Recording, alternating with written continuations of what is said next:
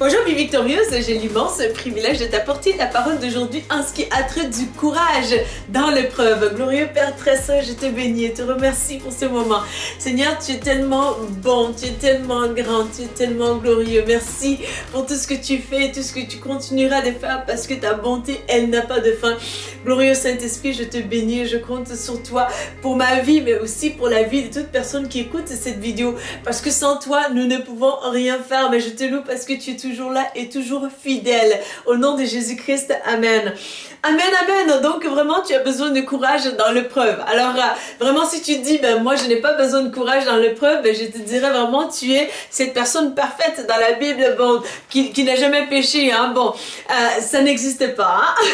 Donc voilà, mais sois rassuré et encouragé parce que nous aspirons toujours à la perfection, justement. Mais vraiment, le Seigneur nous aide dans les épreuves, justement, à devenir de plus en plus matures. Il y a un encouragement, un espoir pour toi, vraiment, et moi, que lorsque nous souffrons, justement, le Seigneur s'en sert juste pour nous faire avancer dans la dimension dans laquelle nous devons aller ultimement. Donc, il en demeure pour moi que c'est notre, en fait, responsabilité de tout simplement adhérer à la volonté de Dieu, à ce que vraiment, dans l'épreuve, nous ayons le courage, par sa grâce et par son aide, par sa force, mais aussi les stratégies divines que le Seigneur m'a données aussi, qui vont pouvoir t'aider, justement. Alors, avant de commencer, plongeons notre regard aussi dans le passage, justement, de Jacques chapitre 5, verset 7 à verset, je crois bien, 11, oui.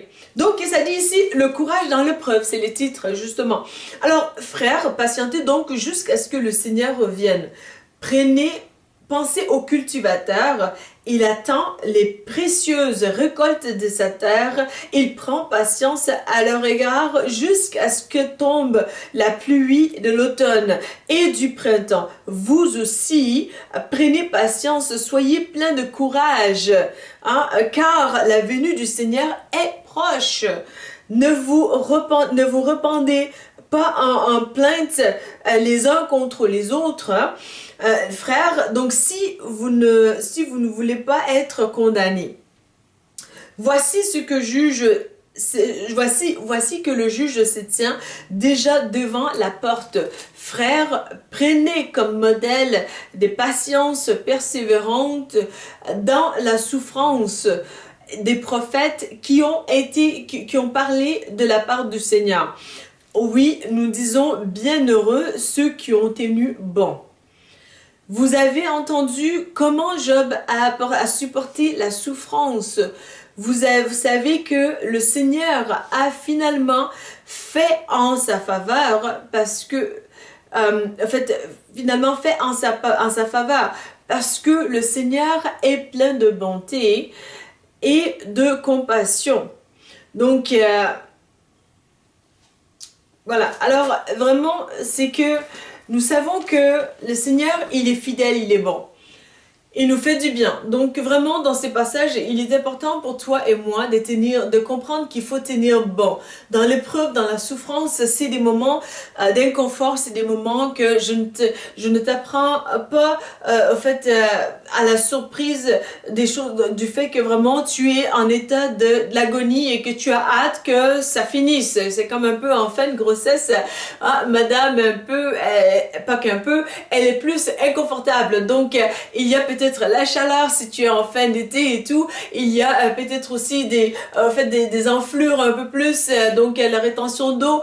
Et puis là, tu te sens vraiment grosse, quoi. Et puis presque beaucoup de choses te tapent sur les nerfs, justement, si tu n'as pas une saine gestion aussi, tantôt d'une manière ou d'une autre de tes émotions, justement. Et même malgré cela, vraiment, ça demande beaucoup de challenge, vraiment, d'avoir une saine maîtrise de soi par rapport à des réactions hormonales et tout, et l'inconfort, le poids, et tu essaies de marcher, et ainsi de suite. Bon, je t'épargne des détails parce que si tu es une femme, vraiment, c'est une expérience magnifique et extraordinaire par laquelle tu dois passer, et je te le souhaite et je t'encourage vraiment à aussi vraiment dans ces moments de souffrance, tu as hâte que ultimement il y ait une fin, mais aussi une fin heureuse pour toi, qu'il y ait un résultat magnifique, justement. Je veux t'encourager par rapport à vraiment le moment de souffrance afin que ton cœur reprenne courage justement au fait que lorsque tu passes par des moments de souffrance justement, mais l'ennemi ce qu'il veut vraiment c'est de t'empêcher de voir la volonté de Dieu, c'est t'empêcher de voir les bontés de Dieu, qu'est-ce que Dieu fait et qu'est-ce que Dieu va faire justement aussi. Donc pour toi et moi c'est important de prendre courage justement dans ces moments-là et de s'appuyer sur le Seigneur. Donc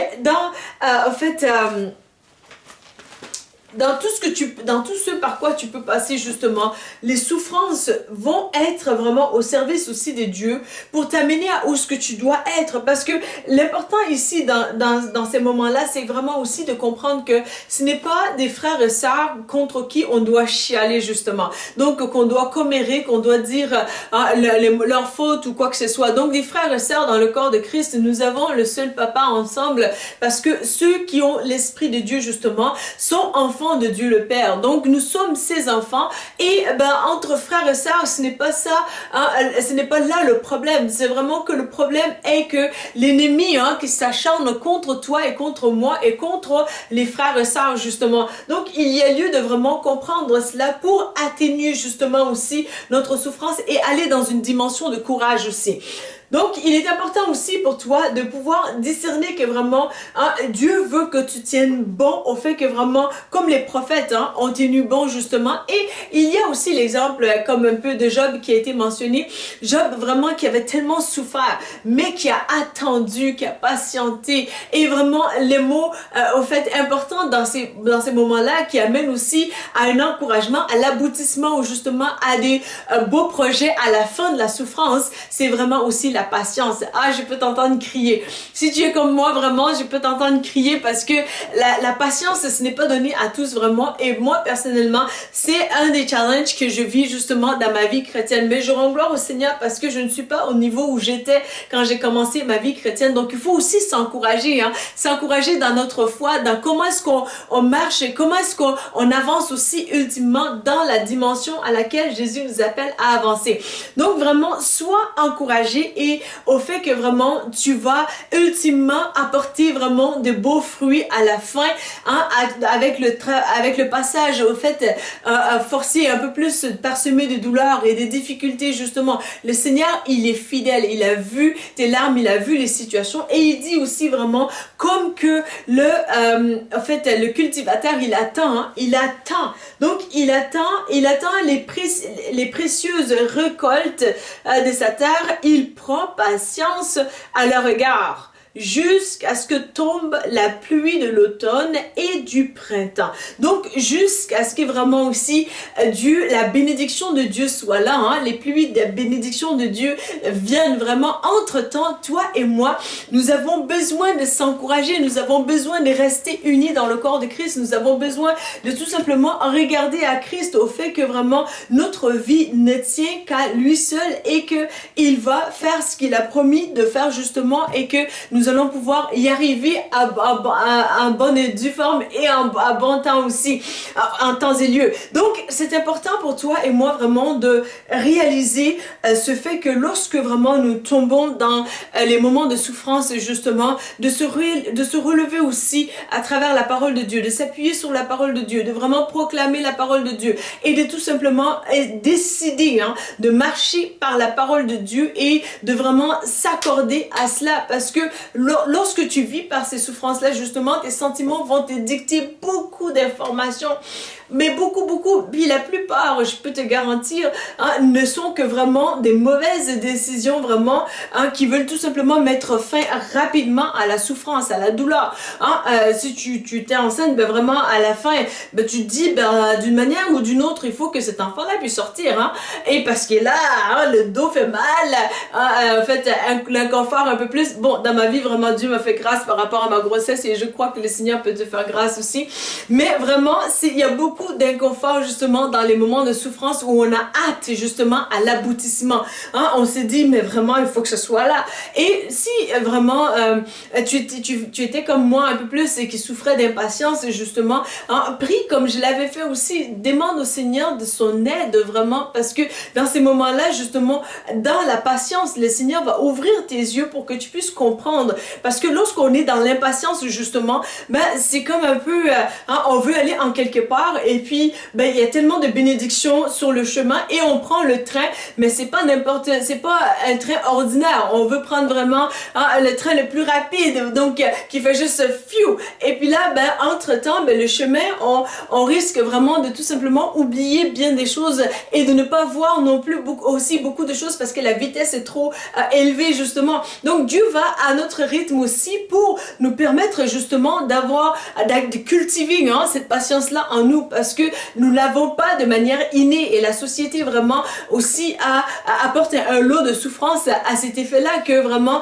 en tant que chrétien on souffre du fait que vraiment la société veut que tout aille très vite et que vraiment chaque aspect de notre vie quasiment et vraiment dans la vie chrétienne il y a des choses que justement on doit patienter, que le Seigneur travaille en nous et ce n'est pas par nos propres forces que nous allons pouvoir y arriver, tout comme aussi l'accomplissement de notre vie chrétienne, le passage sur cette terre, c'est le Christ qui est garant de cela et qui va pouvoir aussi l'accomplir en nous parce que lorsque nous réalisons vraiment que sans le Christ nous ne sommes rien, mais nous réalisons aussi que vraiment la souffrance que nous vivons, que nous portons, nous ne la portons pas seuls, nous ne sommes pas seuls justement et ça nous encourage justement dans ce passage de souffrance afin que vraiment nous puissions regarder nos yeux fixés sur le Christ. Et comment est-ce qu'on va faire ça concrètement vraiment? C'est de tout simplement dire au Seigneur, viens m'aider. Mais aussi lorsque tu vois que le Seigneur, il est en train de t'aider ou bien que tu ne le vois même pas, prends le temps de le remercier.